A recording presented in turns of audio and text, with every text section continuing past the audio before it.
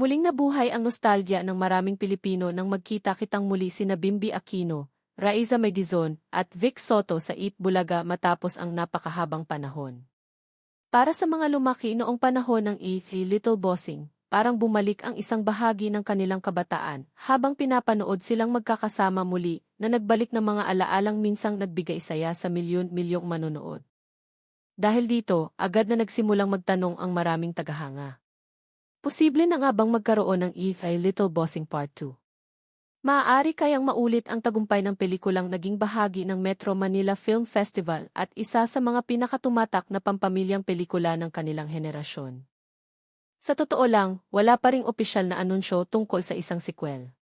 Ngunit matapos ang reunion na ito, hindi maiwasan ng maraming netizens na isipin ang posibilidad. Ang dating mga batang bida ay mga young adults na ngayon. Si Bimby ay mayroon ng sariling personalidad at mas mature na imahe. Samantala, si Raiza Maydizon ay isa ng kilalang personalidad sa telebisyon at patuloy na napapanood sa Eat Bulaga. Kasabay nito, nananatili si Bossing Vic bilang isa sa pinakamalalaking pangalan sa industriya ng entertainment. Isa sa mga dahilan kung bakit naging espesyal ang reunion na ito ay dahil ipinakita nito na matatag pa rin ang kanilang samahan kahit mahigit isang dekada na ang lumipas. Habang nagkukwentuhan sila sa programa, kitang-kita ng mga manonood na hindi nawala ang natural na koneksyong nabuo nila noong sila ay mga bata pa lamang. Para sa maraming taga-suporta, higit pa ito sa isang simpleng reunion. Nakita nila rito ang posibilidad ng isang panibagong kwento.